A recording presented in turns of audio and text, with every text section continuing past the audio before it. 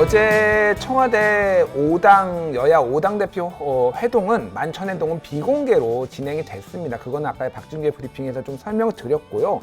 근데 분위기가 나쁘지 않았던 것으로 언론에 전해졌는데 이 언론에 이 전한 분이 대부분 이 내용은 정동영 민주평화당 대표님이 대표가 전했어요, 언론에. 그래서 좀 더 깊은 얘기를 들어보기 위해서 우리 그 정동영 대표님 연결해서 얘기를 들어보도록 하겠습니다. 정 대표님 안녕하세요.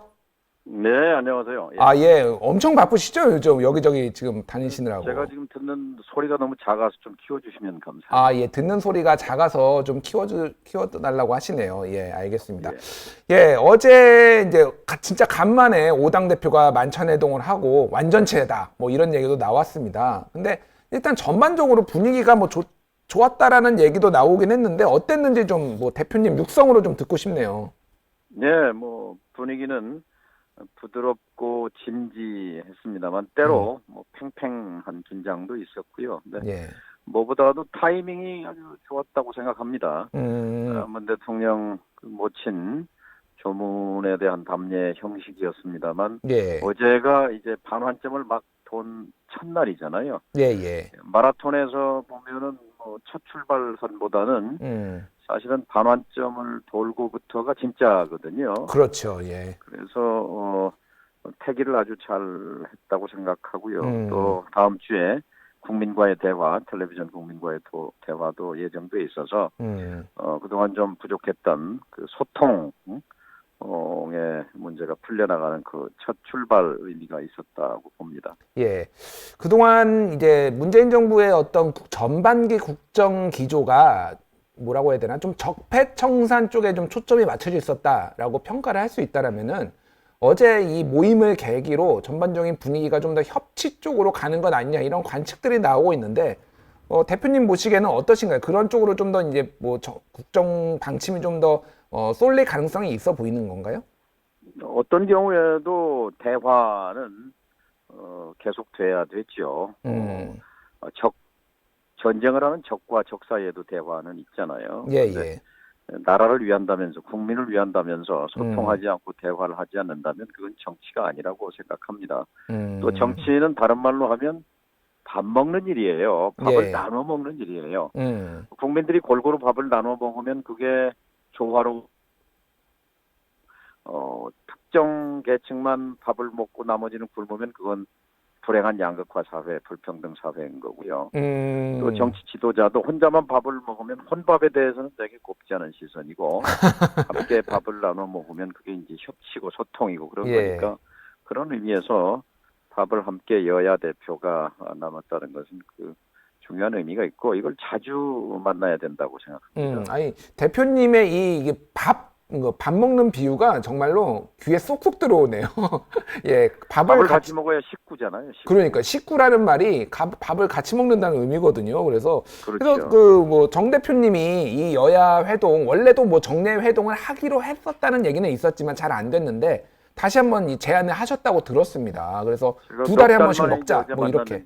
예. 대통령께 넉 달에 한 번씩은 너무 드문드문인 것 같으니까 그걸 절반으로 줄여서 두 달에 한 번쯤은 이런 자리를 만드시는 게 좋겠습니다. 그랬더니 대통령께서 말씀하기를 원래 분기에 한 번씩 하기로 했지 않았습니까? 예. 그래서 적어도 석 달에 한 번 정도는 이루어질 것 같습니다.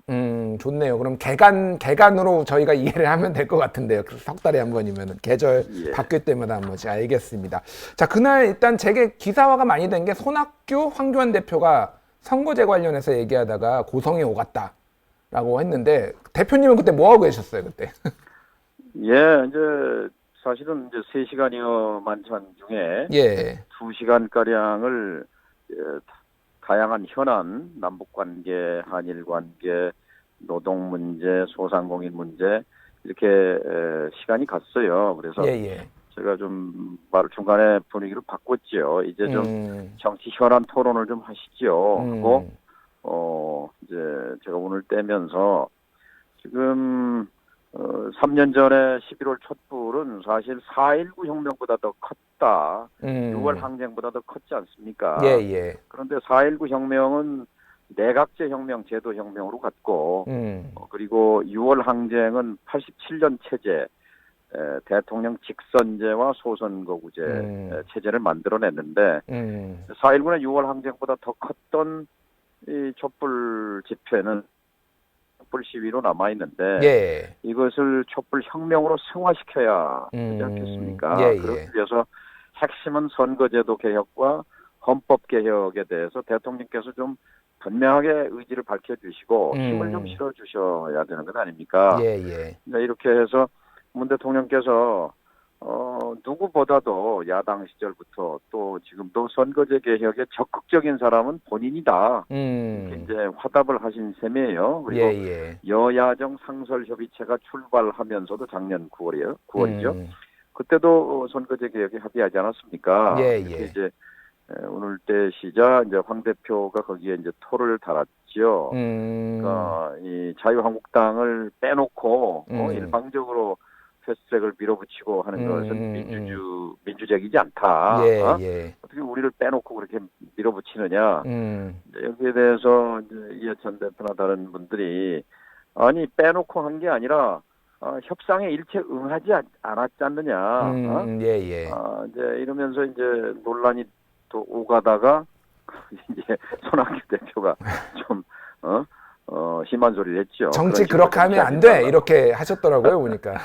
그런 식으로 정치하지 말라. 예, 그런 예. 것도 아니라고, 그런 게 아니냐. 예, 예. 이렇게 하면서 이제 고성이 오고 하는데 저는 예.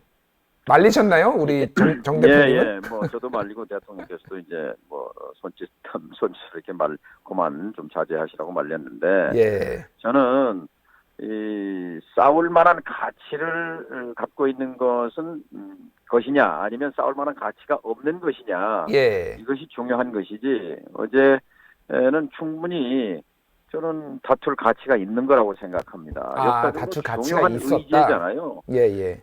국회를 구성하는 방식에 관한 이견이 표출된 건데요. 예. 그래서 저는 이것은 국민이 알 필요가 있다라고 판단했습니다. 그렇군요. 예. 어쨌든 뭐 여야가 항상 항상 의견이 일치할 수는 없는 거니까 당연히 다른 것들은 또 드러내면서 이렇게 정치에 대해서 서로 이해를 하는 것 같습니다. 자, 뭐 대통령, 대통령 말씀하시죠. 앞에서 뭐 싸우는 모습이 그렇게 좋은 건 아니지만 예, 예. 그러나 어쨌든 이제 대통령께서도 그렇고 각 당 대표들이 이제 분명하게 이 사안의 본질, 태도에 대해서 서로 더 깊이 이해하게 됐죠. 알겠습니다. 자, 이제 선거 얘기가 나왔으니까 좀 이제 당에 대해서 여쭤봐야 될 것 같아요. 지금 뭐 제3지대론도 나오고 뭐 복잡하게 지금 이제 흘러가고 있는데 지금 민주평화당의 의원분들이 많이 탈당을 했어요. 그래서 지금 뭐 고민이 좀 많으실 것 같아요. 지금 정동영 대표께서도. 그래서 지금 총선을 어떻게 치르시려고 지금 계획 중이신 건가요? 선거제도 개혁으로 치르려고 합니다. 무슨 얘기냐면요. 예. 선거 연동형 비례제가 통과되는 순간 정치판은 일변합니다. 그 국회의원 배지 숫자가 중요한 게 아니라요.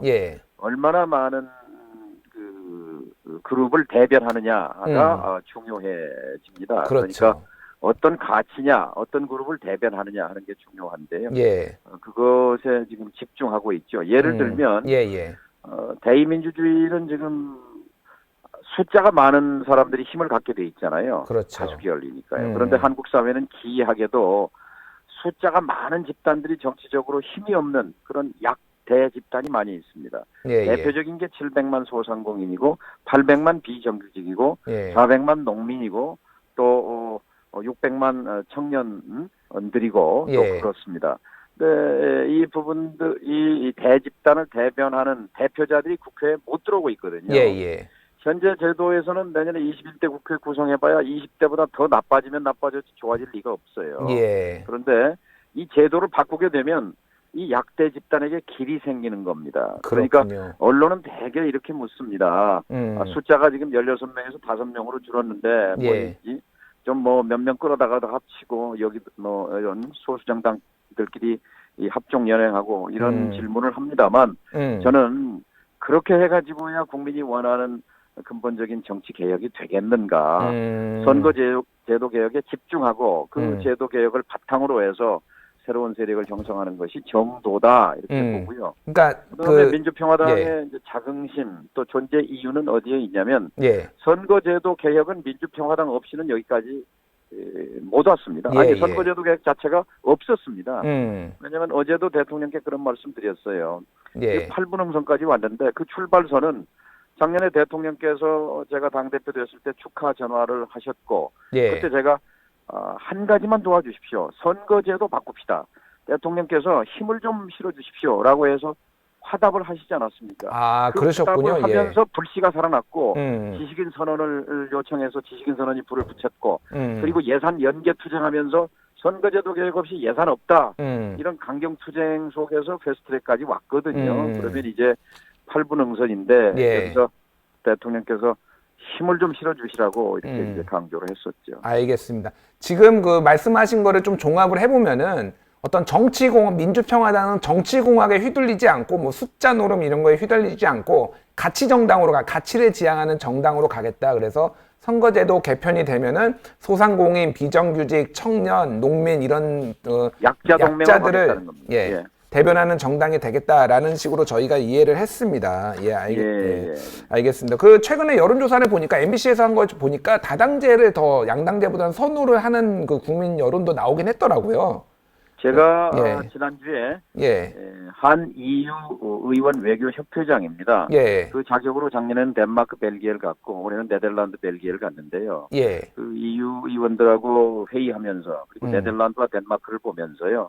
거기는 지역구 의원 자체가 없습니다. 지역구가 정당에 없다. 투표하고 예. 그 정당에 투표한 비율만큼 의석을 나눕니다. 그런데 그렇게 그 100% 비례대표제예요. 연동형 비례. 그런데 거기는 지역 대표성, 세대 대표성, 계층 대표성이 골고루 돼 있어서 정치적 안정성이 높고 정치에 대한 만족도가 높습니다. 그런 나라들이 지금 국민의 행복도가 높은 나라들이거든요. 투명도도 높고. 근데 우리 경우에는 얼마나 정치에 지금 문제가 많고 불신이 깊습니까? 그런 점에서 지금 자유한국당이 비례대표를 없애버리자 하는 것은 거의 폭력적인 안입니다. 폭력적인 안이다. 예. 이거는 비례대표를 없애버리고 지역구를 늘리자 하는 건데요. 이거는 아주 이기적인 발상이고 국민의 민생은 안중에 없습니다. 예. 그 전체적인 여론도 그 우호적이지 않더라고요. 그 없애는 그 안에 대해서는. 예. 예. 선거제도 개혁이 될 때 비로소 약자 집단이 국회에 직접 들어가서 발언하고 자신들의 이익을 대변할 때 양극화와 불평등 문제도 좁혀지기 시작할 수 있습니다. 알겠습니다. 예, 민주평화당이 그런 뭐 역할을 해주시기를 저희가 간절히 소망하면서 마지막으로 하나만 여쭤볼게요. 통일부 장관 출신이시잖아요. 지금 남북관계, 뭐 북미관계, 한미관계가 여러모로 뭐 평가가 어찌됐든 어려운 부분이 있는 것 같습니다. 그래서 이제 중재자가 아니라 우리가 당사자로 나아가야 된다. 이제 중재자가 아닌 당사자가 우리가 남북 관계를 주도적으로 이끌어야 된다라는 목소리들이 나오고 있는데 이거에 대해서는 어떻게 생각을 하시나요?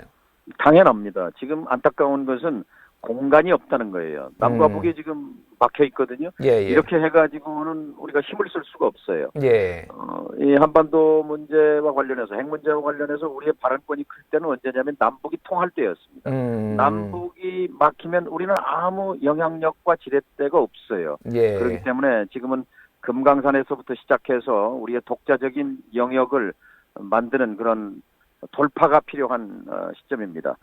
작년부터 이른바 한미 워킹 그룹이라고 실무 그룹을 만들어서 일일이 미국에게 결제를 받는 시스템이 됐거든요. 이거 이제 한미 워킹 그룹에 대한 문제점 직시하고 이거 수정해야 합니다. 그래서 남과 북의 주권 상황에 관한 것은 미국이 결제받을 필요 없습니다. 우리가 해야 할 일은 하면서 당당하게 남북 간의 공간을 만들어야만 우리의 역할이 커질 수 있다고 생각합니다. 예, 알겠습니다. 예. 전화 연결해 주셔서 감사드리고요. 종종 또 이렇게 연결하셔서 현안에 대해서 말씀 좀 해주시면 감사하겠습니다. 아이고, 감사합니다. 예. 기회를 주십시오. 지금까지 민주평화당 정동영 대표였습니다. 감사합니다. 감사합니다.